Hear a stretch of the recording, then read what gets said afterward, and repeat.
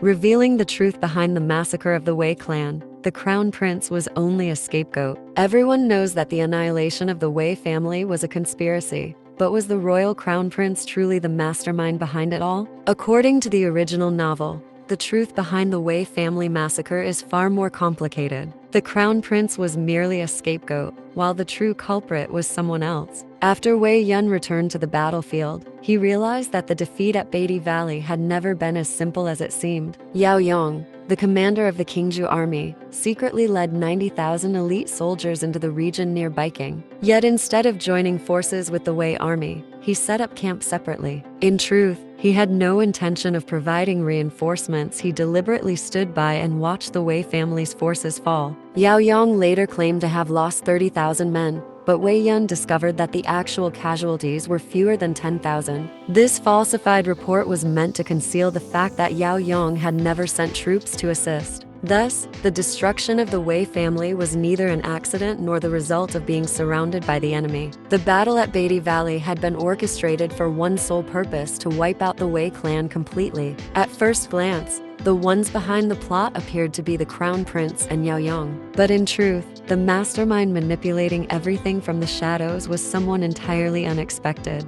To the crown prince, the Wei family, 4 generations of loyal ministers, holding military power and enjoying immense prestige, was a political force worth allying with. However, the Wei family was too upright, refusing to side with any faction. Since they could not be used, they became a potential threat to his path to power. Therefore, the crown prince devised a plan using the war as an excuse to eliminate the Wei family, while handing military authority to the Yao family to strengthen his own position. But the crown prince alone, no matter how ambitious, would never have dared to act. In the original story, the Wei family's noble status spanned 4 generations of grand ministers, so distinguished that even the death of a single descendant would have drawn royal condolences, let alone the total extermination of the entire clan. Behind the crown prince stood the emperor himself. The emperor did not act openly, but he tacitly permitted, even encouraged, the crown prince's actions. The emperor both needed the Wei family to guard the borders and feared their growing power. By using the crown prince and Yao Yong as tools to weaken them,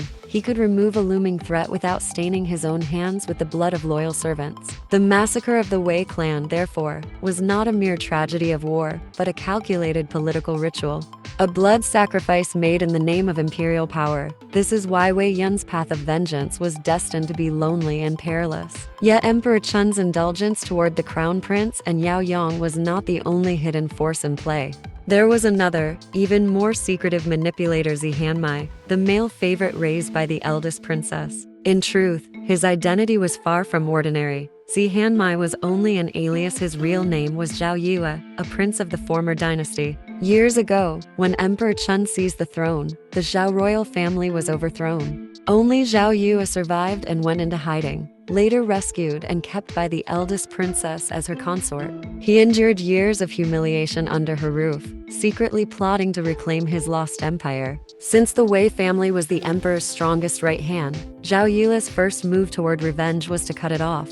Thus, he planted spies within the Wei army and leaked the designs of the 8-fold crossbow to the Beiki kingdom. One of the crucial factors that led to the complete downfall of the Wei forces.